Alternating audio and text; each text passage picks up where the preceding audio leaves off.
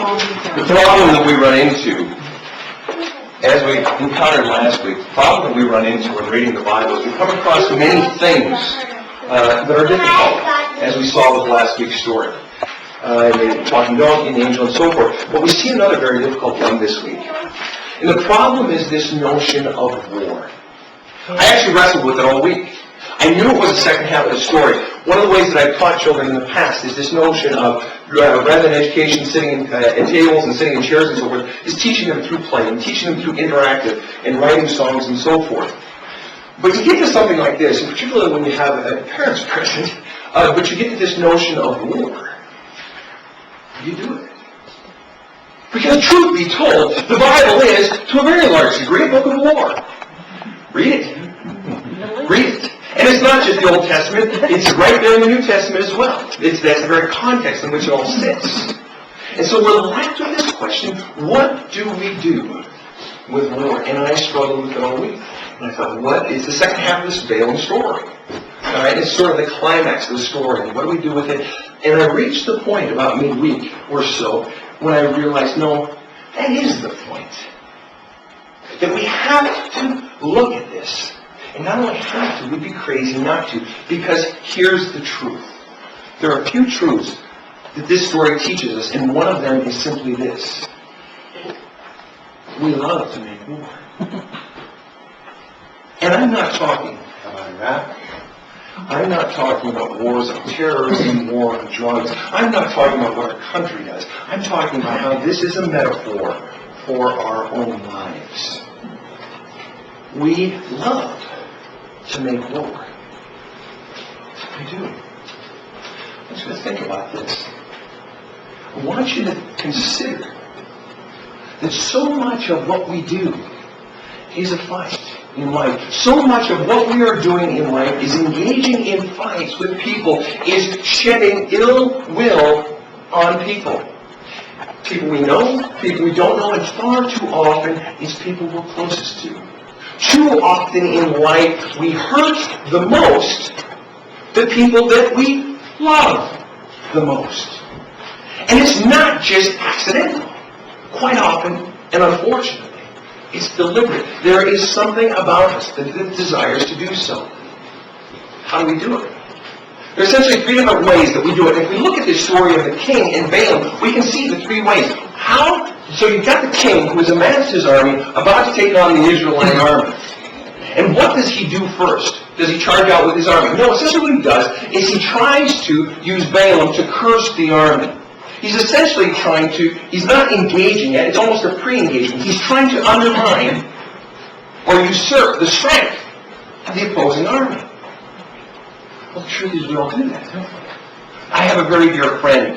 She was finishing her PhD in psychology, and part of going through your psychology program is examining your own life and so on and so forth. There's a lot of reflection. One of the things she realized about her own home growing up is she began to realize, she's very close to her parents, but she began to realize that one of the things that her mother engaged in was usurping the power of the father. And I asked her, how's that? She said, because my mother never stood up for my father in my presence. And it's not that she always said things cutting him down, which is bad too. But when we might put him down, or when we might be frustrated about Dad always working, or Dad working too hard, Mom never stood up for Dad. Usurping the power of Dad. She had her own issues. My friend realized, looking back on her own parents, and not to say, we all have problems, mothers and fathers, but in her particular case, she was saying that Mother had issues. Mother was frustrated with Dad, and so she would usurp Dad's power by basically not standing up for Dad in the presence of the children. It's usurping. See, we have a responsibility for those we love. We have a responsibility to act in goodwill, to act in love, but so often we take it out on the ones we love. How do we wage war? By undermining, oftentimes. Another way that we wage war in our own personal lives, and again, I'm not talking about country as countries or anything like that. I'm talking about in our own individual lives. Ways that we are not instruments of love, as God would have us be. The second way is direct engagement. Direct conflict. If our undermining and our subtle ways don't work, oftentimes what we do is we directly engage and we yell. Or we fight, or we bicker. Now, to some degree, in any relationship, it's not just parent or husband-wife, it's not just parent-child, it's friends. It's boss and worker. It's all of our relationships in life that they reach times where we do fight with each other. We do wage war on those people that we're close to. We do wage war on people we love. Engagement. You have pre-engagement where you're almost trying to work around, and that's the first thing, usurping the power. There's a thing called death by 1,000 cuts. Sometimes we can take somebody down, and I don't mean their actual life, but I mean in our relationships, in our conversations, we take them down by doing something bad, robbing them of their job. Such as, they had a WorldCom or Enron, or taking someone's pension. That's a direct blow. But there are other ways that we can take other people down, that we so often do it. Death by 1,000 cuts. It's those little cuts. It's those little put-downs. It's those little things you should change. But I want you to change. And so there's pre-engagement and then there's engagement.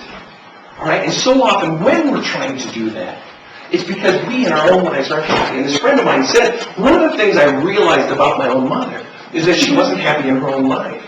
And so it's easy to make the husband, or it's me and my relationship with my brothers, or it's any of our relationships, it's easy to make someone else responsible for why I'm not happy, and then to inflict pain on them or to ask them to change. Not being an instrument of God's love in the world. So you've got pre-engagement, you've got engagement, and then you've got disengagement. The king tried to usurp the power of the war by getting Balaam, or usurp the power of the army by getting Balaam to curse it. Then he actually fought the war. And the third thing in the story is they actually ended up fleeing.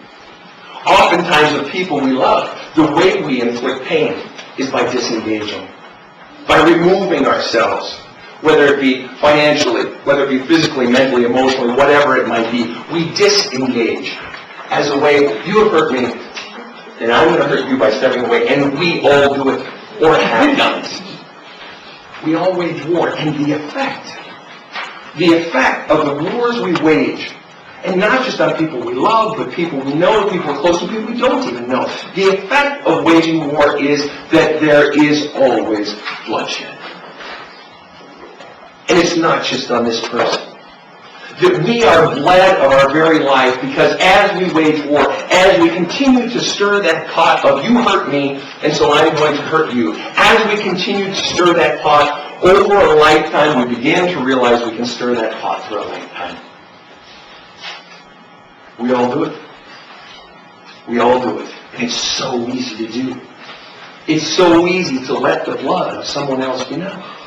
But that raises one fundamental question. Why do we do this? Why do we war? And again, I don't mean as countries. I mean in our own individual lives. Why do we hurt those we love? Why do we hurt those we don't even know? Why do we do this? And fundamentally, there are three reasons. One, it feels good. In the short term, there's something that I get out of sticking it to you. You hurt me, and I'm going to stick it to you. And if there's anybody in this room who is guilty of this, it's me. It's me. I have done this over and over for years, and it's been a trap that I've been caught in. It's just sticking it to because it feels good, because I need to do it. And that sweet release when I've done it. And it's sick. It's sad. But we do it. Second reason we wage war on those we love is simply because we are so convinced that we're right. We're so convinced. I've been divorced twice, as many of you know. And it took me literally 13 years to finally let go and say, I'm done fighting.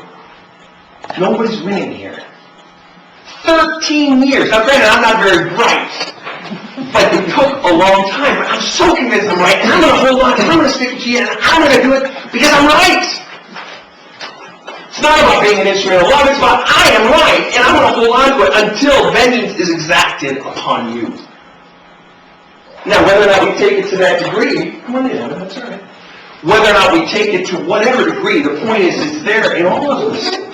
That exacting of vengeance because we believe we're right, and it feels good.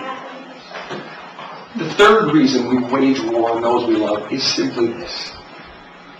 Because we haven't learned. Because we haven't learned